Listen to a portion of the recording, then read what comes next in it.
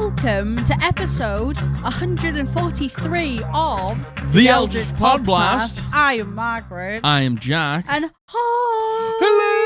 I knew. She knew the episode. She did. I knew what number it was. Yeah, I she swear. You believe me? I believe you. You believe I me, believe you. right? I Thanks, believe thanks, you. guys. Thanks, you believe me too, right? I Thanks, believe you. guys. The way that you said it made it sound like you definitely Full knew confidence. it. 100%. Sent it with full with confidence. your whole badussi. Yeah. Yeah, let's go. You said it with your whole badussi. Yeah, you this said it with whole your whole chest. badussi up here. Yeah, you said the whole thing. Let's go. You went for it. Yeah. Didn't stutter. No. I didn't hear you stutter. No, I didn't. No, I barely paused. yeah, barely. Barely even a stammer. How is everyone? How is everyone? Happy Monday. Boo. Yeah. But we're here with you to make it a little bit easier. Indeed. To let you forget about your corporate way of life and just think about some TTRPGs and have a bit of fun. Think of some fun stuff. Yeah, and just Are you having it. fun? Are you having fun now? Good. Man, your desk chair, your mat is so It's messed destroyed. up. It's absolutely I destroyed. didn't start the timer. Let me start the timer. Hello? I don't know how much Jack will have left in of him waddling towards the camera. Why was I waddling? It was I a just bit of a walked waddle. over. That isn't actually safe there. I It don't is safe think. there. I don't think it is. We've never knocked a drink over that was on there. Yeah, but this is just this is a plastic Tango Ice Blast cup that we got.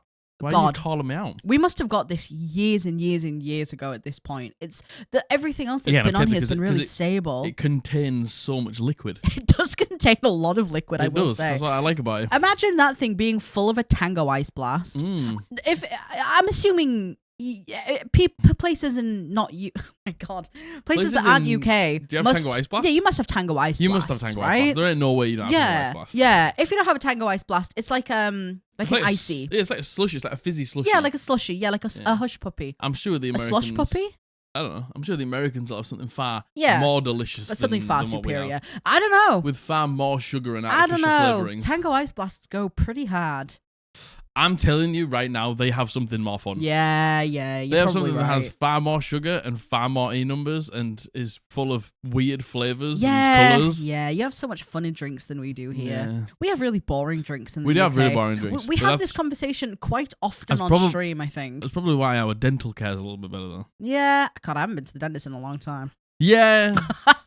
The sugar in our drinks is like a fraction of what's in yours. Yeah, still bad. Don't get me fraction. wrong, still bad. Well, some of them. But I haven't been to the dentist in years. Oh, neither have I. so long. When was the last time I went to the dentist? It was before we got together. And we've been together, what, 8 years? Coming up 9, Yeah, maybe? Like, yeah. And I have some sensitive teeth and stuff like that, but... Well, there's the thing is, here in UK...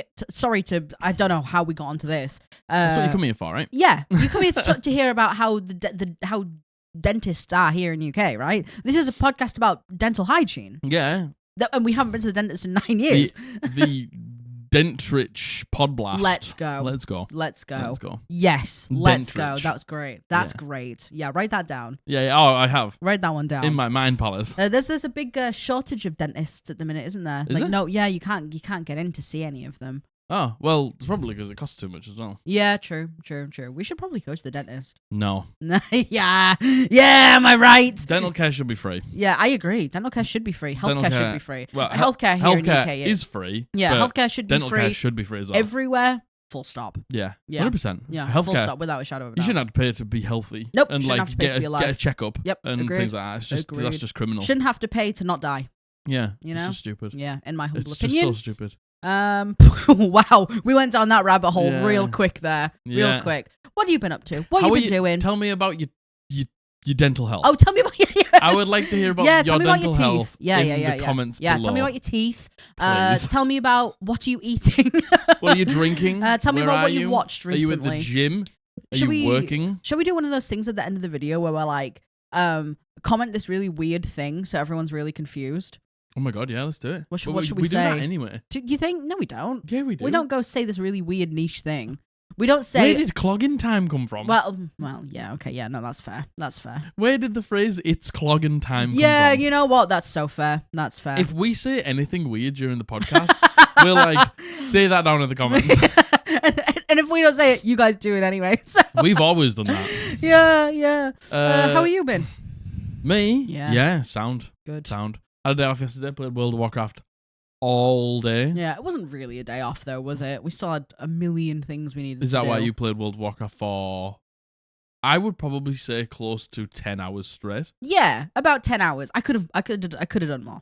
I could have kept playing. But I went to bed. Yeah, I could have done more. It was too late as well. I definitely could have done more. I got off the computer at 2 a.m. Yeah, which isn't good. Thank God. Thank you so much. You know what? After last video, Thursday's video where I mentioned that I'm trying healing in World of Warcraft, the amount of people who were like, "Man, that's rough." I also tried to heal in World of Warcraft. Some people successfully, some people not.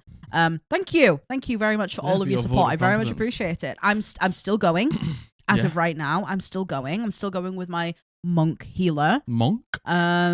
We dipped our toes into some like harder content yesterday. I don't want to talk about it. Yeah, but no, it went badly because... Yeah, it went badly because we had really bad groups. We just had a really bad group. Yeah. It's like, it gets to a point, people coast through the first few levels of like Mythic Keystones. Yeah, and then you hit a wall, naturally. And then you get to a point where it's like, if you aren't utilizing your full kit, if you aren't being as useful as you can be, it's like, you're throwing. Yeah, and you're not going to succeed. You're not going to succeed. Which is exactly what happened. You've been carried to this point, and now you are getting... outed for the fraud that you are. Yeah. But the thing is, everyone has to hit a wall at some point, right? Fair. And I feel like the way that they've done it in season 4, they've made it look deceptively easy because of previous seasons. Exactly. Yeah. They lowered the number. It's only a plus 6, when actually that's a 16. Yeah, exactly. And it's like, I just don't. Go on. It's so tough because it's just like. Some people don't play the game to play it at the highest a lot of people But then, why are you trying to do that hard content if you don't play it that way? Because I'm watching, I can see all your cooldowns. I can see your interrupts. I can see... Yeah, and me as a healer, by the way, I can see all your defensives. I can see all your defensives. I can see your stuns. I can see that you're not using them, and all of these casts are going off, and everyone is dying. It's just a lack of knowledge. Because you aren't doing that. That's all it is. It's a lack of knowledge. It might be a lack of knowledge, and if that's it, fine. It is. That's exactly what it is. You have to think how long it took us, maybe not you, how long it took me to fully understand everything that was going on in World of Warcraft. Like, especially at the high-end dungeons. You can make an argument. I was carried. Like, for the first, year of our World of Warcraft experience, I was hard Season carried. 3 Shadowlands, you weren't carried. No, I agree, I wasn't. But, all the time before that I was. And it's learning the dungeons. And the thing is, World of Warcraft podcast, we're at the end of a season where people are coming back to get ready for the next expansion. And the thing is, this season, we're going through dungeons that were available in the very first season. So there's so many people who haven't even played the first season. And it doesn't make it any less frustrating. No. Because it is. Trust me, it's frustrating. Oh, that's the thing. It's like, it's frustrating because it's like, I put time aside to play this game. Yeah. And, when we all sign up for a keystone, I'm signing up for a keystone with you because you're in my group. And if you're doing the bare minimum to get through the key and we don't time it because of you, it just frustrates me. Yeah, but people just don't care about that. I'm just going to leave. People just don't care about that. They just don't. And again, people, especially people who've been carried to a certain degree, they're just not going to know. That's just going to be the norm for them. And that's fair. That's not for anyone to change their mind on apart from them. If they want to do the harder content, they're going to have to learn. You cannot carry... After a certain point, you cannot carry, which is exactly what we learned. And also, I'm a brand new healer who's never healed these things before. When someone's eating fire and standing in poison and getting cleaved and bled on, and I'm having to focus all my healing on one person because they're not doing those things. Because they're not. They literally are going through the queue with their eyes closed. Yeah, it's literally it's like a snowball effect. They're clicking one button and it's the W key. And they're just walking forward through the dungeon. It's just like... Yeah, it's a snowball. Do more, please. And again, man, my eyes have been opened up so much to these things now that I'm the healer. It's shocking. So I know. All of that to say, I am really enjoying healing. It's good. It's been good. It's been a good challenge. It's been good fun. It's been a challenge, which, World of Warcraft hasn't been for me for the longest time because I'm so used to playing Beastmaster, I can actually do the dungeons on my Beastmaster pretty much with my eyes closed now, you know? So it's nice to have a challenge. It really is. Yeah. Is this going to be a full-time thing? Probably not. But I'm enjoying it while it lasts. Good. I am. As long as you're enjoying yourself. Yeah, I am. As long as you're enjoying yourself. Yeah. So thank you everyone who said really nice things. I want to mention to get a bit more serious. We got a comment last night that really touched me and really moved me, and it's a public comment. You could find it if you wanted to, but not to completely say everything. We got a comment from someone called Dalton, and they basically just said how much they appreciated our content. They're going through a really, really hard time in their life right now. And they took their time to let us know that in some way, shape or form, we helped them. And I think, especially, we're so in the grind now, right? Like, we film twice a week. We put out 2 videos. We stream 3 times a week. We're going to be doing more stuff with Patreon. I think it's easy sometimes to forget why you started this. Mm-hmm. And we would never forget you. Of course not. We would never forget that the only thing we ever wanted was a sense of community and helping people. But sometimes that isn't at the forefront when you're sitting down and filming a video. No. Sometimes it's not. Sometimes you forget those things. Yeah, sometimes you do. There's I don't know, for me, like, the sense, it's so weird because obviously people interact with the community on different levels. Like, there's people who are in everything we do. Yeah. There's people who are in only a few things that we do. Yeah. There's a few people who just watch the TikToks and stuff like that, and it's just like it's tough because you want to keep it entertaining and you want to keep it fresh and you want to keep it new and and stuff like that. But at the same time, some people just like hanging out. Yeah. Some people just like having something to put on with people that they consider good people, who they consider like funny and stuff like that. They couldn't really care less what the content is. Yeah. They just enjoy the space. Yeah. So to what level this is to you, like, we appreciate it and we're glad that we can be there for you in whatever capacity that is. As a distraction, as information, as a safe space, whatever that is. I'm glad you feel that way. Yeah, totally. And the comment really moved me. And I was thinking about it for the whole rest of the evening, and I'm obviously still thinking about it now. And when we make decisions, when we were considering going down to 1 video a week, and decisions like that are made kind of not selfishly from us. It's true. We're struggling for time. It's much better now, by the way, now that we're doing the short videos. But we make those decisions, and we don't. Of course, we did consider the fact that, maybe for some people, this is people's safe space and people's time away from the real world. Yeah. And it's, you know us. We're never going to forget that. We're never going to do things that go against that. But I think in that moment, that comment kind of brought me back to when we first realized that people actually really cared about what we did. Yeah. So thank you. And I hope that, Dalton, you're doing well. Yeah. We're both sending you lots of love. Yeah. I read the comment out to Jack. And anyone who gets some form of solace or joy, and it doesn't have to be that deep, of course not. But I just want you to know that thank you. And we're going to do this for as long as we can. And we really appreciate you. And you're safe here and you're welcome here. And I don't want you to ever feel like there isn't a place for you, because there is, and it's here. With us. With us. I'm going to get emotional about it. It's but okay. True. It's okay. So, yeah, I just wanted to say that because it means a lot. Yeah, and I think it's easy to sometimes forget that to a lot of people, we're talking to you kind of one-on-one, right? Yeah. It's easy to forget that we talk to so many people, especially on stream. It's easy to forget that sometimes this is a one-on-one thing, and it's really special, and thank you. Yeah. We really appreciate you. Yeah, thank you. We really do. To, even be in the position that we're in right now. Yeah, God. And, be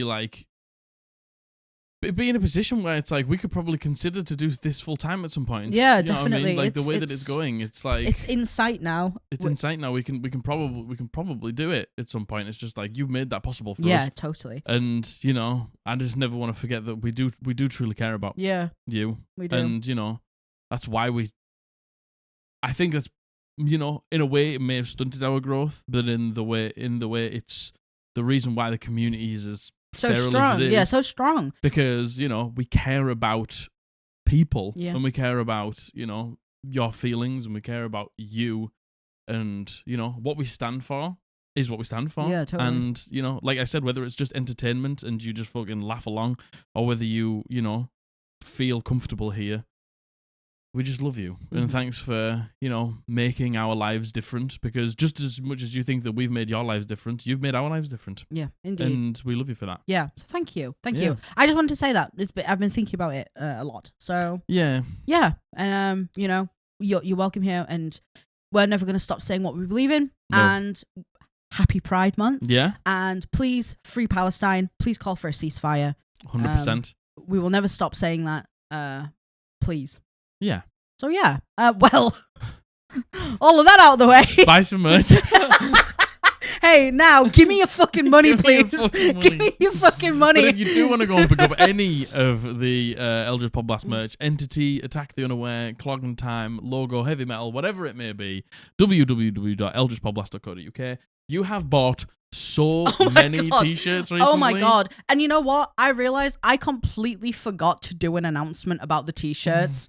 I'm so sorry. I know that we announced it on the podcast. Yeah, that's where most people probably get their information. I know that isn't like the most like widespread thing like for communities, because we ramble in the beginning of the videos. So I completely forgot to do an announcement. So sorry. Thank you so much. Thank you. Who has picked up some merch? They've all been ordered as of every single t-shirt has been ordered way before this video is going out. It was like Thursday. It was before the Wednesday weekend, or Thursday wasn't last it? week. Yeah. Wednesday or Thursday last week. They were all bought and shipped. Yes. So they will be with you pretty soon. Yeah. Hopefully not too long. Some should be with you shortly, to be honest. Come and join us on the stream. Yes. We do World of Warcraft gaming. We're playing World of Warcraft tomorrow. Yeah, we do advice on stream. We do homebrew stuff on stream. Come and join us. We stream on Tuesday, Friday, and Sunday. Yeah. Join our Discord. Blah, blah, blah, blah. Comment down below. Hit the like button.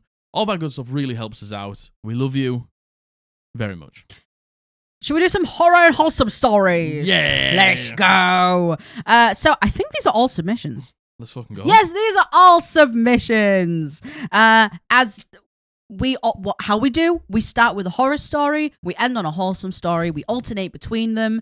4 stories, because we're doing slightly shorter episodes. Although, is this going to be short? Who knows? It'll be alright. We're able to pick slightly longer stories, which you guys have said you've really enjoyed hearing, being able to like lock in and listen to a proper long story instead of blasting through many of them. Lock the fuck in. Oh my god, lock in? Lock the fuck in. Oh my god, lock in. Right now, gamers. So, this first horror story, this has been sent in by Balatare, and he uses he, him pronouns. Thank you, Balatare. You know what? I never know. Is it Balatare? Balatare? I don't know. I'm sorry. Please. Tell us on stream, because Balatare comes to stream. Yeah, you tell me. And the thing is, you have told me. I'm pretty sure you have told me. So there's a lot of names. Thank you, very Balatare. Sorry. Thank you. The title of this is My DM Turned My PC's Mum into a Nightmare Helicopter Mum and Made Adventuring Extremely Awkward and Difficult. Okay.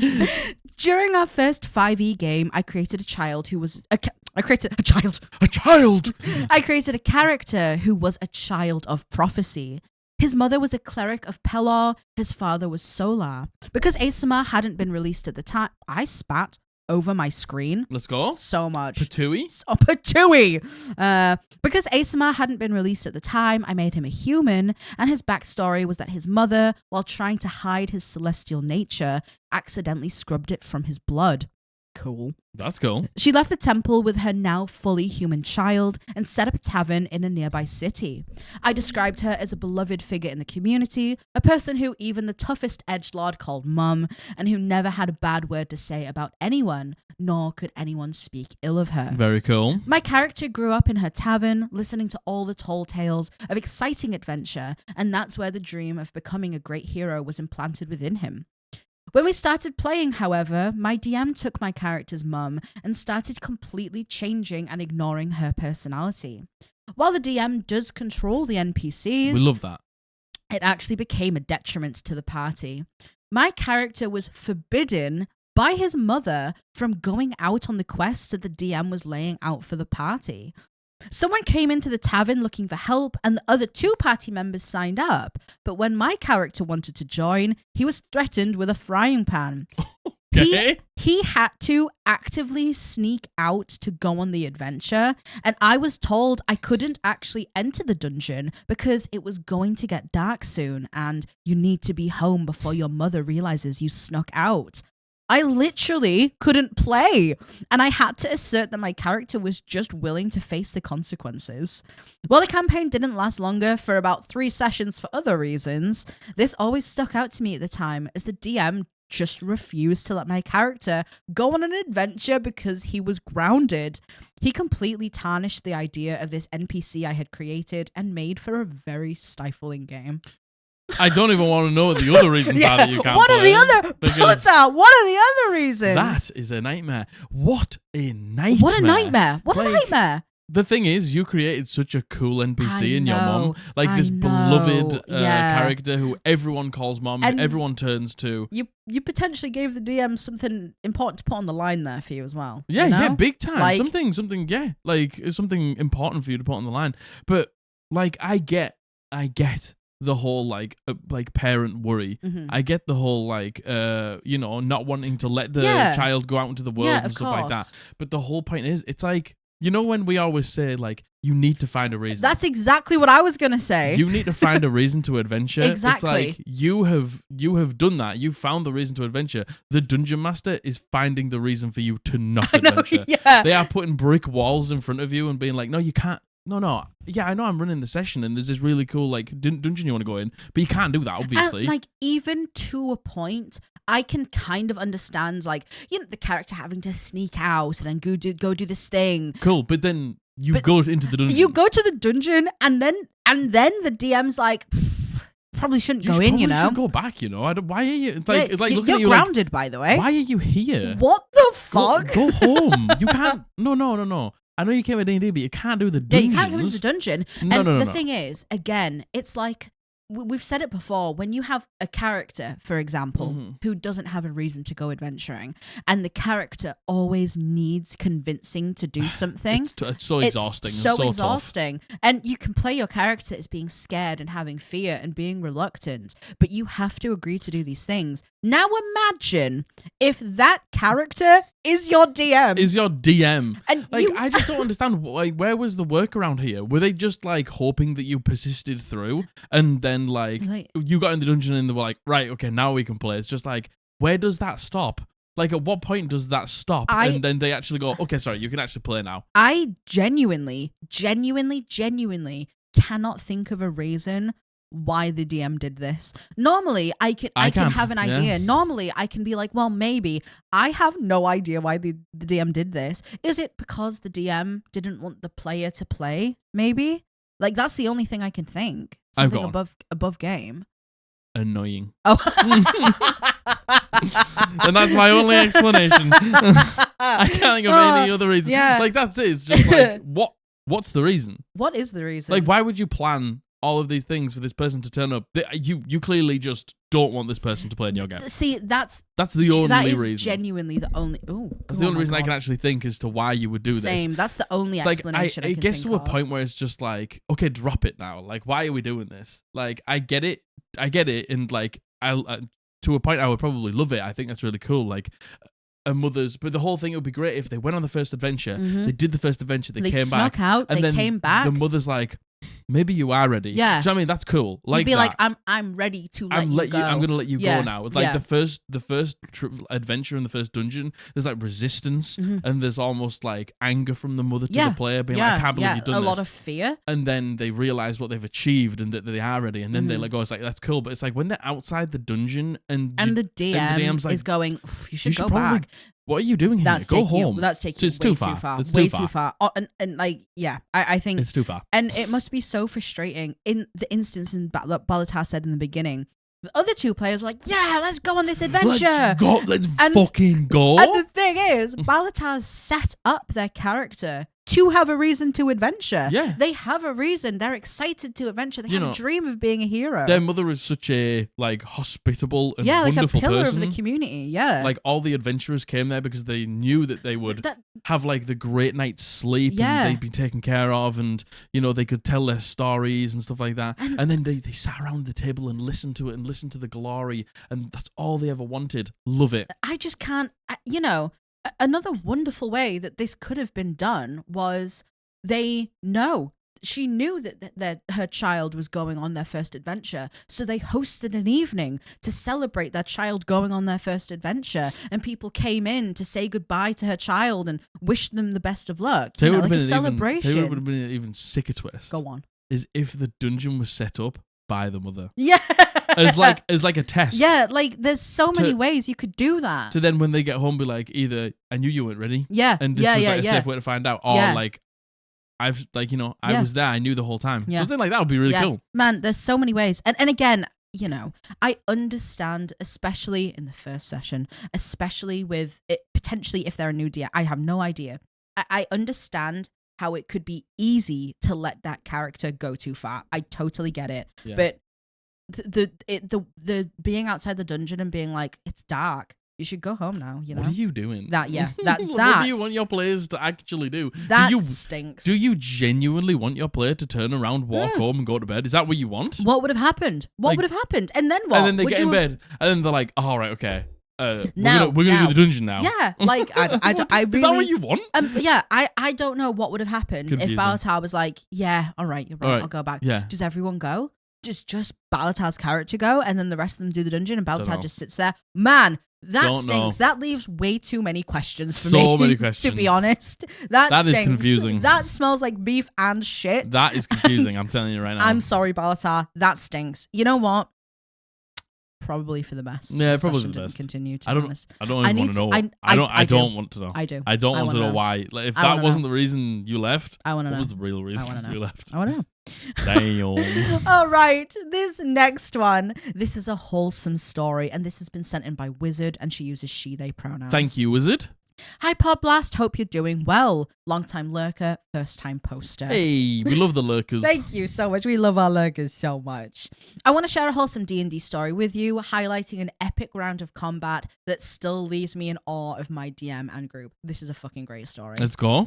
For the past year, our party has dealt with a problem player who is no longer involved, and since their departure, our D&D sessions have gone from great to absolutely epic. Let's go. Man, get them out of there. We all know that feeling of when that one person leaves and it's like a weight is lifted and everyone can be fucking free. That happened in our first campaign. Yeah, it did. It did. Same. It did. And it changed everything. I just enjoyed it so much after that. I agree.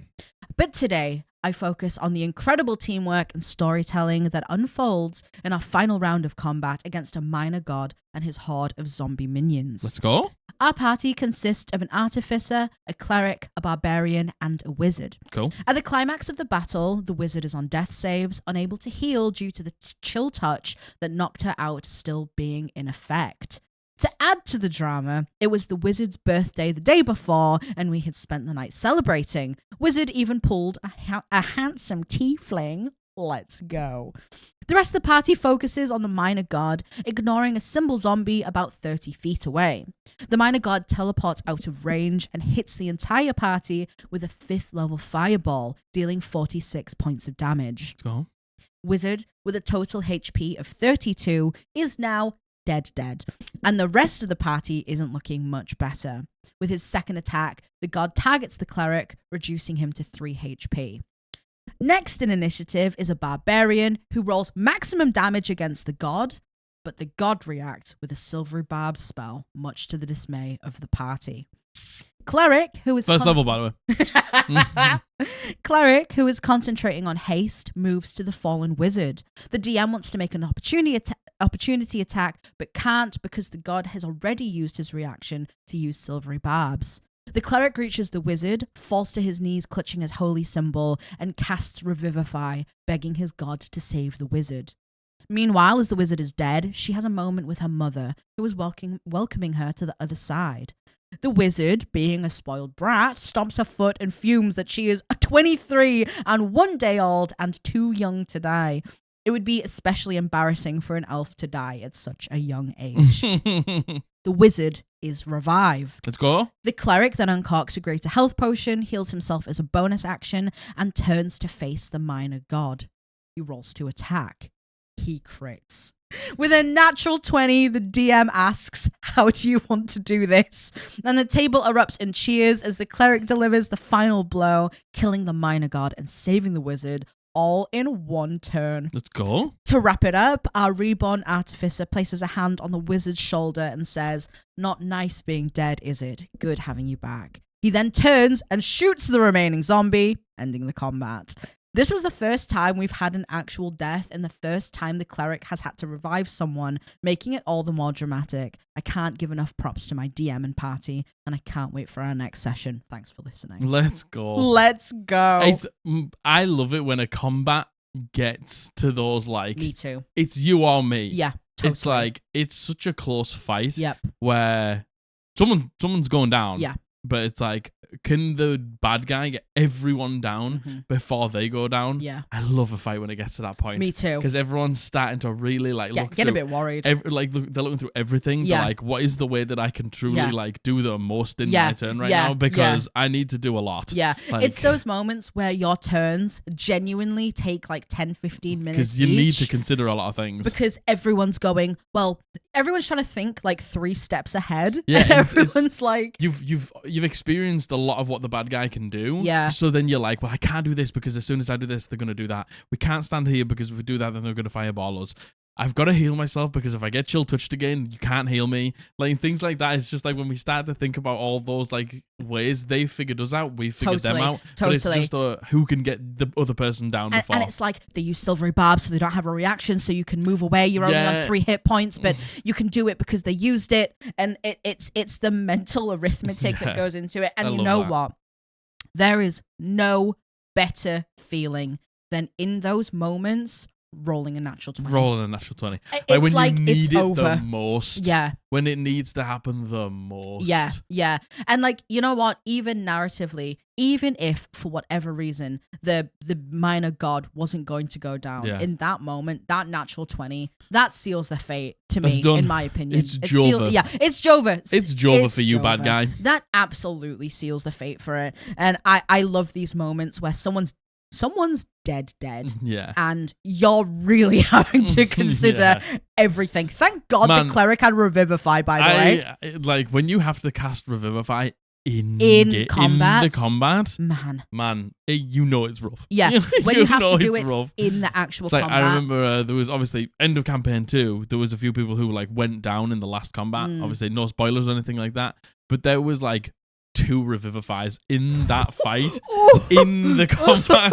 It was absolutely fucking wild. You know it's terrible when you have to use the in-combat Revivify. The in-combat Revivify? Yeah. Man, it's gone wrong. Sorry, my dog was licking. He was going to town on them Tootsie Wootsies. Full foot in mouth. Yeah, it was full foot going to town on them Pete's. Yeah, indeed. What were we saying? Just the in-combat Revivify. Yes. Yeah. Oh my God. Brutal in-combat Revivify.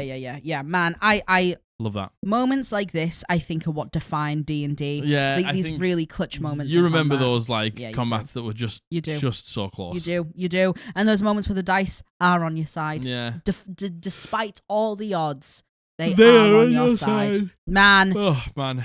Oh, thank you so much, Wizard. Thank you so much for the wonderful story. To be fair, this sounds like this just happened. So I hope you have a wonderful rest of your campaign. And I hope you have a wonderful next campaign. Indeed. For things to come. It sounds like you got a good. And do you want to know what? Like Margaret said, nothing better than getting rid of a problem player. Yeah, nothing better than getting rid of somebody who's who's making the sessions just miserable. Not as good as they should be. Totally. And you know, as soon as they're gone, it's going to elevate it to the next level. Absolutely, totally. And then when you get that, yeah, it feels good. It's such a relief. It's such so a relief. Good. Thank you so much, Wizard. Thank for your you, story. Wizard. Awesome story. All right, this next one. This has been sent in by Angel, and he uses he, him pronouns. What, the pro Valorant player? Oh my God, let's go. The Ukrainian pro Valorant player? Yes, that's what I'm thinking. That's what I think. Thank you for your horror story. Hello, my name is Angel, and I'm a newer subscriber on YouTube. I joined around episode 114. Oh, let's go. Thanks so much. My submission is a mix of a horror story and seeking advice post. There's some things to know. I'm 22, a gay man, and I do not like being the butt of a joke. Naturally. So fair. Naturally. To set the stage, I have never fully been able to play D&D with a group or table. My husband is in the military and we move quite frequently, and I just can't establish a connection with those around us to meet up with a group that I'm comfortable with. This past move, we recently found out that my husband's boss loves D&D, and then he invited me to participate with his local group of D&D players. When I showed up with my husband, I realized that this group/table of players were all and only military white men in their 40s and up. My husband was told that the wives also participate and play in the game, but I didn't see this. While I didn't want to judge a book by its cover, I started judging as when I arrived at the table, they had graciously made a character for me as a female half-elf rogue whose backstory was she used to be the mistress of the BBEG and now she is hellbent on getting revenge through escorting, basically a half-elf Black Widow. I don't know what that reference means, but... What do you mean? Black Widow? Oh, like a widow, but then I think the whole, like, I don't know, is Black Widow a character or something? There's a song with Iggy Azalea. Well, let's go. IGGY. Let me know if you understand that reference. I don't. But basically a half-elf Black Widow. Okay. My own personal character was discarded as it didn't meet the needs of the party, and I found out why. I was very uncomfortable as they spent the entire 3+ hours of the session alluding to how my character attacked and how she could service monsters to distract them.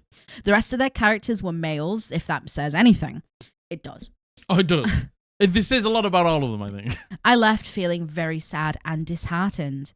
I have not gone back to any of the sessions, and my husband's boss is now asking him when I'm going to show up, as I'm needed for the storyline plot to play out. I can't even imagine what that could mean for this poor female character that they have come up with. My husband was just as uncomfortable as I am and doesn't want me going back. But he is asking me to tell him what to tell his boss about why I'm not interested anymore, as my husband told him before this all went down how eager I was to play in-person D&D. I'm hoping to just avoid the boss until we are set to move in 2 years. But how do I go about helping my husband, and how can I get better at finding groups that aren't this gross? Sorry for the long post, love the pod and streams, it keeps me going and wanting to play more. Oh man, it's horrible, isn't it? Because it's so misogynistic. Yeah, it's unbelievable. Yeah, how could a woman character be a fantasy game and not just serve sexually? I know. Like this has so many layers. This has layers of homophobia. Homophobic this has as well. Layers of misogyny, of sexism in it as well. Like. And it's like, how can a gay man not be seen as a wife? Yeah, exactly. Like, oh, perfect. So it's just like, right, perfect. Right, okay. This gay man is going to play. Two men can't be together. Yeah. So I'll make you a woman. Yeah. Just like, yeah. Oh my God! And you're a woman who was a mistress. Yes. And now you're an escort. Yes. And again, it's just like, like there is. Just to be clear, there is nothing wrong with sex work or players playing escort characters. Absolutely not, but there has to be a choice. Yeah, it has to be. Has to be a choice. It has to be a choice by the player. Yeah, you can't. My God, like. There is so many layers to this. So, Angel, by the way, you are completely valid. 100% valid. You are so valid in feeling like this, by the way. You are 100% valid to never want to go back and play that game. 100%. You are 100% valid to not to feel the way that you felt after being treated like this. Yeah. And you know what you say here? Like, I'm trying not to judge, but it's a group of white men, military men in their 40s. That, unfortunately, does already paint a picture. And you know what? The fact, everything that happened after the fact also paints a picture. Yeah. And no, it's obviously not all men. Obviously, that's not what we're saying. But But the problem is, if you think if that's if the problem is when you hear all of that, and then that's the first thing that you go to. Oh, it's not all men though. It's just I'm not like that. You're not. You are so far off the fucking point. Yeah. It is unbelievable. Yeah. You are sort of like, if you need to get defensive in that moment about yourself. Yeah, I'm not like that. I wouldn't do that. None of my friends would do that. My friend, no one cares. Literally no one cares. Nobody's talking about you. This is about somebody else and somebody else's problems and what they've gone through. Why do you have to get defensive? That says more about you than anything else. Yeah, here. I completely agree. And the thing is, it's just such an echo chamber, especially if you're joining. It's so hard because you're joining a group that is unfortunately your husband's boss, right? Yeah. And the thing is, there's part of me that wants to say, like, fucking just tell them that what they did was unacceptable. But it's so tough when it comes to work as well. Yeah, especially because it's your husband's boss. I think the best thing for you is to obviously talk to your partner and tell them exactly how you feel and how it made you feel and stuff like that, and just tell them that you're not coming back and it's over. Well, your husband doesn't want you going back. No, anyway. But like, just communicate exactly how you feel. Totally. Just so they understand. Totally.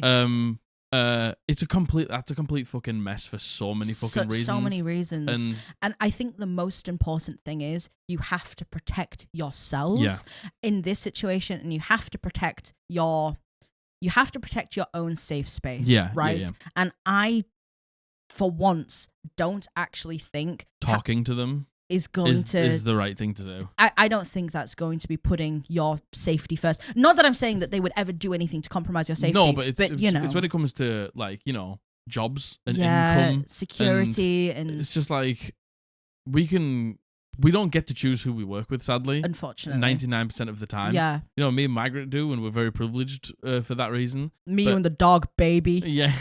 But, when you're in the army and you're going to be moving around, things are going to change. It's not going to be like that forever. Some are going to be better, some are going to be worse. Yeah. I think the best thing for you is to find an online game. Yeah, I agree. With moving around so much and never being in, like, around enough to, like, really, like...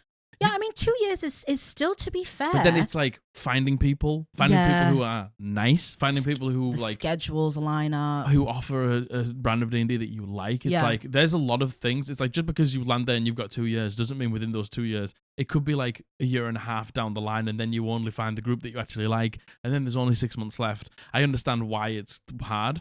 There's a Discord of ours full of indeed fucking 1,800 people or something like that. You say you come to our streams, you know that there's always talk about it. Like, I don't know if that's something that you're interested in, Angel, actually playing online. I know for so many reasons people don't want to, but that is an option. And if you do want to continue playing face-to-face, some resources you can look at. Our friends at Lich Please podcast, they found their group through a Dimension 20 Facebook group. Yeah. Like, take a look through your local Facebook groups. Take a look at your local game stores. See if they have, especially things like Adventurers League, where it's games where you can just hop in and join in, and there isn't any consequences to not being there, or et cetera, et cetera. Take a look at your local friendly game stores. Take a look at universities. Sometimes they run clubs. I don't know. You say you're 22. I don't know if that's something that could be relevant to you, but there's loads of places. Libraries as well. Libraries. If again, just to go back to online, if you do want to play online, or if like that is the option that you actually come to, find a game that's got cameras. Yes. Because it makes it so, like, it's not in person, and I understand that, like, a lot of people are like, I'll only play in person for the extras and stuff like that, and that's fine. That's completely up to you. Playing with cameras online really helps. In my opinion. It does. I agree. Like, it does. I've played the only games that I've ever played online have had cameras, and I have enjoyed the shit out of them. Yeah, me too. And they've been great. And I've ran a game like that. Yeah, me too. Yeah, I fully agree. And you are 100%, by the way, valid in, not being the butt of the joke. And I don't even necessarily know if these men realize how much of it. They don't. Like, I'm going to tell you right now, they don't understand the gravitas. They don't understand how wrong it is that they did that. Yeah, for multiple reasons. Yeah. They've just made such a caricature out of you and your character, which is unacceptable, and of women, of anyone that isn't a straight white man, and of gay men, like it's just I think, and you know that's that, by the way, Angel, not your job to fucking teach them that either, by the way. And look, you just want to play D&D. Yeah. It's so sad that you just want to play D&D and that's you the still have to deal with this prejudice. Yeah. Even in a fucking stupid fantasy game. Even in a fucking space with your partner's boss. Yeah, and you can be anything you want and they still put you in a tiny box. I'm so sorry. It's like you might have wanted to play a female escort character. Yeah, yes. And it's like, that's fine if that was... Because you decided that. Because that was your choice. Yes. But the problem is, when people make these choices for you, it doesn't even matter if it's exactly what you wanted or you're actually truly happy. Just like, they've made the choice for you. I agree. And it feels different. I agree. And Pardon me, I burped. Oh my gosh. Oh, and I'm sorry that our advice in this instance isn't tell them how you feel, because I really don't think it would... I don't think it would serve you to do that or your for once. partner. And genuinely, what your partner needs to tell your boss next time they ask is simply, you know what? They just didn't enjoy it. Yeah. He just didn't enjoy it, you know? He just didn't fancy it. And I just don't think it's for him, and he's just going to take a break from it, and he doesn't want to do it anymore. If the boss wants to know why... Yeah, just, don't know. He just didn't want to do it. Or, you know, we can actually get into the point where it's just like, I can tell you, but, you know... that's where it's like, it depends how comfortable you are with your boss. Yeah, I honestly just don't know. Leave it. Just didn't feel it. You know what? Don't mix the two. Yeah, just don't think it was what he was after. Yeah. You know, he just didn't enjoy it. I think it's okay to leave it there. Of course, by the way, Angel, if you feel like you want to tell them this, if you want your husband to have this conversation with your boss, of course, by the way, you are very valid in wanting to do so. 100%. But just do the things that serve you, you know? I hope that helps. You can go, when the boss asks, oh, why? Sorry, the dog was looking. Yep. When the boss asks, you can go, it's because you're a homophobic misogynist. Yeah.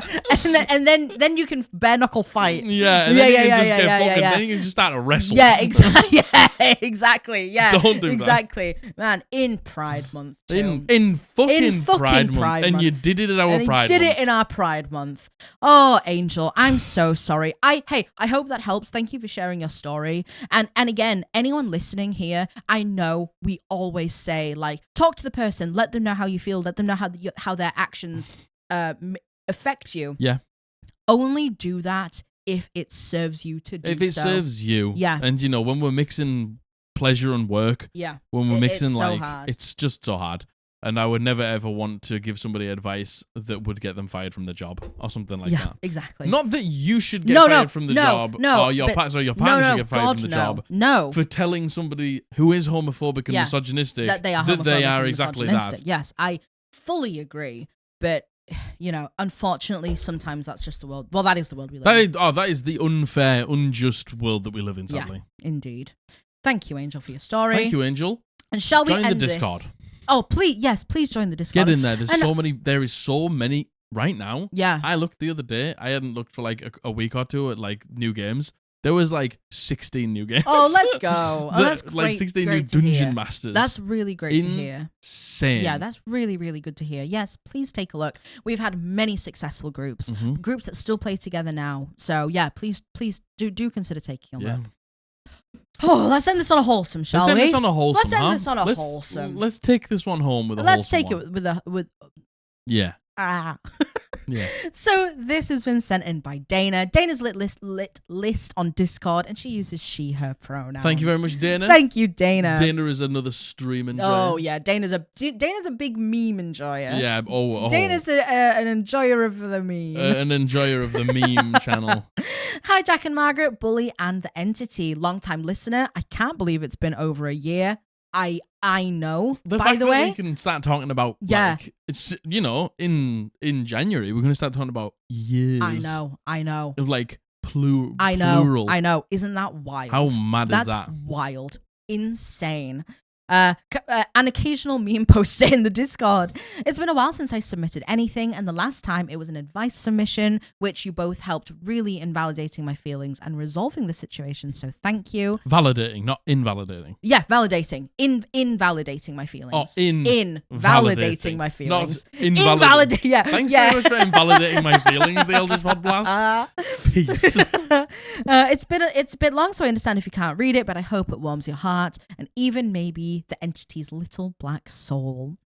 A few years ago, I was the D&D campaign I was playing in my first ever time playing D&D with a group of mostly new friends and players chosen by the original DM, P, totally fell apart due to P's behavior. It involved a lot of gaslighting and trauma dumping, the friendship between him and I totally dissolving due to his actions, and just general nastiness that really came out of the blue. There had been a few warning signs in the past that I truly believe we all chalked up to bad days at the time. But those are horror stories for another time. After the game fell through, I was absolutely terrified that the group would fall apart as well. And I was truly devastated at the thought because despite everything that had happened, they are all such amazing people. I know that everyone was mourning the years of playing together and working together amounting to nothing, and also the loss of our characters. So I decided I'd extend the one-shot Strixhaven Academy that I had planned before disaster struck and took it into a longer-running campaign. It was my first time taking the reins as a DM outside of 5-part miniseries, and I had no idea what I was doing. I think we all may have been a bit nervous starting out. I know for sure that I was. I wanted so badly for this game to be a space of healing after the prior situation. I even told them straight away this was a lower stakes campaign that was meant to let us have fun and try new things, something that previously we were often punished for. However, the group rallied. I was presented with a variety of PCs who were beyond creative and so clearly designed with care. They were colourful and out of the box, including the twins Az and Amara, think Elle Woods but a little more sassy, and a jock with a heart of gold. The shy and clumsy Archie who constantly broke our lockpicking tools, reserved and studious Greer who had his hands full with the very outgoing twins, and last but not least, Bubbles, a squid in a mech suit. The brother to the Kraken. Just casual things. Just there's one? The Kraken. The Kraken. The Kraken. And Bubbles. The group even adopted Carl, an axolotl student a couple of years older than them, who was supposed to be a one-off DMPC, but ended up being the team mum as sorts. Let's go. That happens. It does. That sure does happen. The campaign lasted a good couple of months with us meeting once a week, and it was full of puzzles, epic fights against ancient beings, a sports event straight out of Ninja Warrior, and ended with me close to tears of happiness seeing my players getting their happy endings. But what I think really made the entire campaign so dear to me was seeing how much closer we all became out of game. My fears of the group falling apart were swept away. I couldn't believe how much more involved everyone was, how they supported each other in and out of game, how we showed up on the weeks when we didn't have a session just to hang out and watch movies over Discord and play games. And then I realized that in my attempts to make sure that everyone was moving on from the pain of our previous campaign, that I myself was being healed by my players. Their joy for playing, their ingenuity and their humor, their patience and their kindness, and the way their hearts remain open to everyone was all just what I needed. They have become such a bright spot in my life, despite most of us never having met IRL, and I consider them dear friends. We're currently playing in a new campaign that I'm running, which is a mixture of Atlantis and Black Sails, and me and another player have plans of reuniting our original characters from the failed campaign for a mini-series to give them and ourselves the ending that we deserve to have. Thank you for reading this, and I'm sorry that this is so long. As always, the Podblast is such a beloved part of my week, and I'm forever grateful for the safe space y'all created to take care of yourselves. Oh, Dana. Would you look at that? Would you look at that? Would you look at that? Like, online friends are such valid friends. Oh my god. Oh my god. I spend like so much time with like my online friends. Like, I just consider them my friends. My friends, They're yeah. just my friends. I agree. Like, do I get to see them in person? No. Does that matter? No, not Doesn't at all. matter at all. No, not at all. You still get to hang out with them and play games with them and create bonds with them and, like be vulnerable with each other and like look after each other and care for each other and stuff like that. Yeah, chat shit with each other. And, you end up hanging out with them more because it's more convenient. Yeah, it is. No, you don't have to do anything to see totally, them. Yeah. But do you know what? Also, I want to say big up to you. Mm-hmm. Like, I know that you've bigged up all of your players up in there and, they deserve it too for being awesome players because a campaign can only be awesome if the players are awesome and the DM is awesome. Agreed. But do you know what I mean? You were the one after the failure that picked up the pieces and plunged yourself into first-time DMing, not only for yourself, but for them. You did that for them. Yeah, totally. And, you've created that space. It's like, yes, they have, but if you didn't do that and pick up the torch from the previous disaster, then it wouldn't have happened. Agreed. And, the dog has squeezed his way in. Well, you're going to have the dog for the last 5 minutes. Can you see him?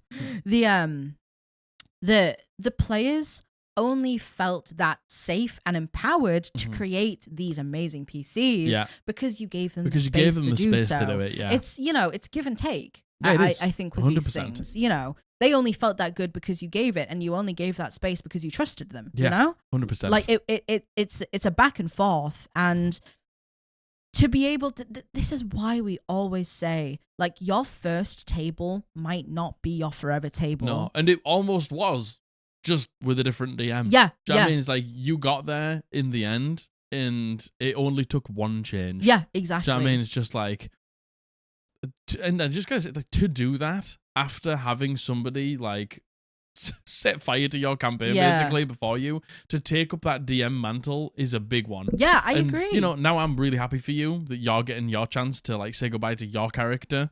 And, like, you've got doing this mini-series and the campaign's over and what's coming next. You can it's consider, just exciting. Like, you're at a point where you can consider revisiting those old characters and seeing what you can do with them and giving them the ending that they deserve.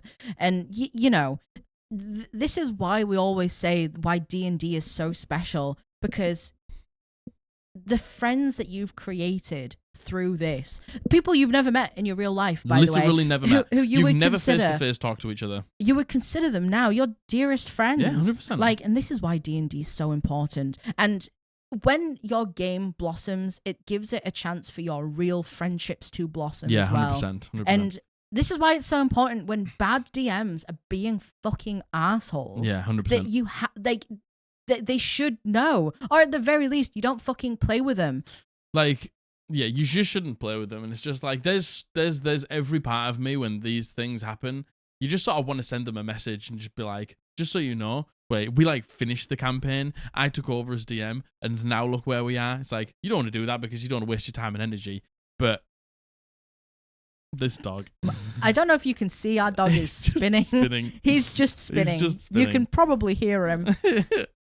We're reading Dana's story, bully. Like, you almost want to message them and be like, look, like, it can happen. Yeah. If you weren't such a fucking asshole. Yeah. But, and it's like... this is why we do the horror stories as well, because there could very well be someone who hears one of these horror stories and sees us reacting and being like, wow, that is not okay. Sometimes it just takes someone to validate you, for you to go, you know what? It's not okay, actually. Yeah, it's not okay. Yeah, no, it's not all right. And like, you went through that tough moment of like dropping that DM and the campaign not being what you want. And for a lot of people, they might have like stopped there, and it would have been like they maybe never even played D&D again. Yeah. Or like it took them years to get back into it. But like, you sat in that seat and you did it and you delivered it. And you felt that healing through your players. They all felt that healing through your DMing. Man, it just feels good. I agree. The redemption arc for the campaign feels good. And now you've got a group of players, and you have your forever D&D. You will play D&D forevermore. Like, with that's these it. people. It's like the sky is the limit. Yeah, totally. Yeah, absolutely. What we're doing next? We homebrewing, we strading, we fucking, and like, where are we going? Yeah, that's genuinely what it's like with us. We have our forever group, and we know, like, we're always going to play D&D together. Like, always. Like, to the point where, you can... I don't know if you can see my dog. I don't think you can see him. Where, we can look to the future and be like, oh, we'll definitely still be playing with each other. Yeah, we'll do this. Yeah, we're definitely going to do this. We'll do that next. Yeah, definitely. It's good. And it's a good feeling to have. And you've got that now. Yeah. And you've got that now. And what, a year? Man. Yeah. GG's. Yeah, well done, Dana. Well done, Dana. My you God, should well pat yourself done. on your back. Well done to all of your players as well. What a wonderful one. Yeah. What a wonderful one. That really genuinely highlights the joy of D&D, I think. Very good. That's it. You know what? I forgot to mention in the beginning, something very dramatic happened in our game. Yes, it did. Do you want to say it? We had our first character death. Technically not death, technically sacrifice. I don't want to divulge too much because we're going to be doing updates on Patreon. To be honest, we'll talk about it more on stream anyway. Probably, yeah. But yeah, maybe we'll divulge it a little bit more at the start of next episode. I completely forgot. It just reminded me then with Dana doing all these things. We had our first character death. Yeah, we did. It was hard. It was really hard. It was tough. There was tears. There was tears. There was tears at the table. There was. We'll give you more information next episode, I think. And we'll give you the full breakdown on Patreon as well. Yeah, full breakdown of why and what happened and how and all sorts. Yeah, Patreon is coming really soon. We've done everything. We've got everything out of the way that we needed to before we could solidify Patreon. Yeah. We have a Patreon page. It's ready. It's ready. We have to get some graphics and like the last finicky things done. And then it's done. Patreon incoming. Incoming very, very, very soon. And I promise we'll tell you everything. We'll tell you everything when we actually do have it. Big time. Yeah. All right, gamers. We gotta go because our dog's broken through. www.eldritchpodblast.co.uk. Go and pick up some merch if you want to support the podcast. It's a great way to help us. Our Etsy shop is linked down below. You can buy all sorts of things like notebooks, spell cards, t-shirts, badges, and stuff there. Code Podblast will get you 10% off everything at checkout. Join us on stream tomorrow. Join us on stream. We're doing World of Warcraft tomorrow. We're going to be playing Pandaria on stream tomorrow. Yes. We're going to be a cozy quest playthrough, so come and join us there. Like, subscribe, comment, ring the bell. All of those things help the video so much. Thank you all so much for all of your support all the time. We truly love you. I love you. I love you. Bully, who is right here, loves you. Mm-hmm. We've been the Eldritch Podblast, and we're going to see you on Thursday. Bye.